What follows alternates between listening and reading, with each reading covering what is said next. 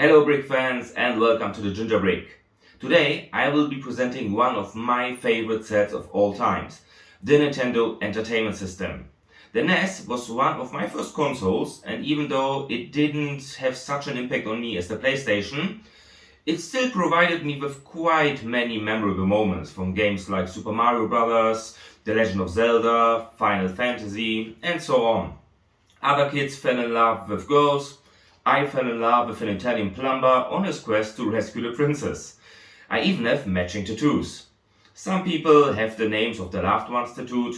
I have an NES controller and Mario. So obviously this is a set I just had to buy. And believe me, it's absolutely stunning. Both visually as well as the functionality. But more on that later. Let's first have a look at the box. The box is quite big, actually the same size as the modular buildings, and comes in this black color we already know from other Creator Expert sets. In the background you can see those stars, lights, which are quite similar to the original NES box. So that's great attention to detail, which you will see all over the set, but I will show you this later. So down here we have the set number 71374. We have 2646 pieces, and here obviously the 18 plus info, which I usually find funny, but this set can be challenging. I mean, it's not that it's only for adults, it's not, but it's not an easy build in my opinion. Let's have a look at the back. We have a more detailed view of the set. For me it gives this 80s vibe, which I really like, so that's a good start. Now let's have a look at the instructions. The instructions come in two books, one for the console and one for the TV. At the beginning of each book you can find some interesting details on the console and the three designers of the set. If you have a closer look at the instruction, you will realize that they don't use the red frame around the pieces of each step. In combination with the many grey bricks and the Technics parts, this makes the whole build challenging. After some time I realized that I have a spare 1-on-2 dark bluish grey brick, and knowing that LEGO usually doesn't give such pieces as spare parts, I went through the whole instructions again to find the step I missed, but I couldn't find anything. And it looked fine, it worked fine, so I just left it as it is. The whole set is divided into 5 builds. The console itself, the controller, a cartridge, a small TV and the TV stand. The details on the console are astonishing. It looks almost identical to the real thing, although it is a bit smaller, which isn't an issue. But what I don't like is the fact that the proportions between the builds are a bit off. The console is a bit smaller than the real one, the controller is real size, and the cartridge is much smaller. If you know the real thing, this looks a little bit strange. On the good side, you get a lot of printed pieces. The name on the front, here the power and reset button, here those pieces, they are all printed. I often complain on the excessive amount of stickers LEGO uses, and I was surprised and happy there are so many printed pieces in the set. On the side you can see the audio and video input that look like you can just put in some real cables, and again this is printed. On the back here we have the power input, and that's the channel switcher. On top they used quite many of those 6-on-6 plates, which give the whole console a great look. On the right side you see the opening for the ventilation. It was a little bit boring to build this, but the technique is quite interesting. You can actually watch how I built the set in a speed build video I uploaded previously. On the front, I'm not the biggest fan of this.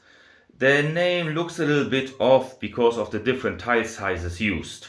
But you can open it, and inside you have a working mechanic for the cartridge. Yep. It doesn't always get back to the correct position. Yeah, like now. Now it's back. But I was still very impressed how they solved this.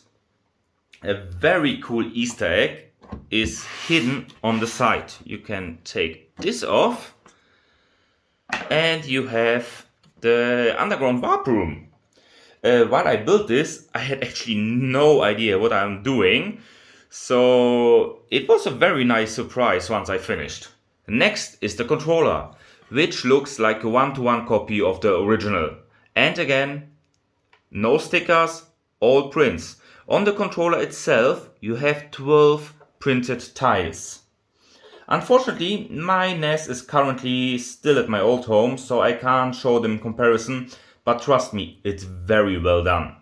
I like the cable a lot, and you can actually connect it to the console through those, see, these hinge pieces here.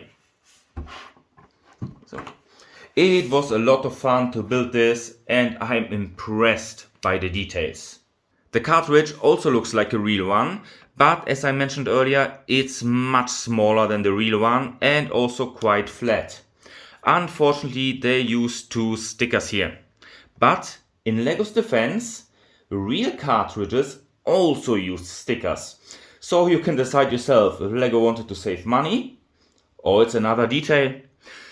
Also funny is here on the inside, I don't know if you can see it, there's a green plate. So it's a little bit to simulate pins in a real cartridge. And you can put this one into the mechanism I showed you earlier. Look, it fits perfect. The next builds are the TV and the TV stand. I won't go into much detail on the stand as there's really nothing special about it. Only that sometimes if you put the TV off and then you try to put it back, it can be quite difficult because there's really nothing that holds those two together. The TV has this nice retro look and presents itself quite well. Although there is one last sticker number 3, here on the back. The techniques used and the functionality are impressive. First off, you can turn this knob to hear this clicking sound. This is done by an elastic piece inside, but the most impressive is definitely the level. If you spin this here, you see the whole level turns and Mario is jumping through it. This is something I have never seen before using LEGO. They solved this by using those pieces. They are connected together, then put plates on it, and then the whole level is built on the plates.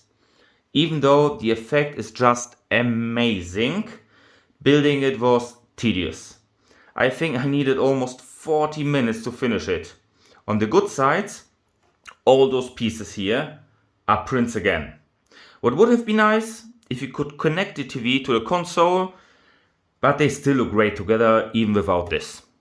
I hope you could see why this is one of my favorite sets. The attention to detail, the Easter egg, the incredible mechanics make it an outstanding set. Yet, it is kinda boring to build the level, but apart from that, for most of the time, it's a very enjoyable build. Another point of critique is the price. 249 Swiss francs or 299 euros 99 cents is quite a lot. But that's the price you have to pay for the licensed sets. And for me, I was more than happy to pay for such a great product.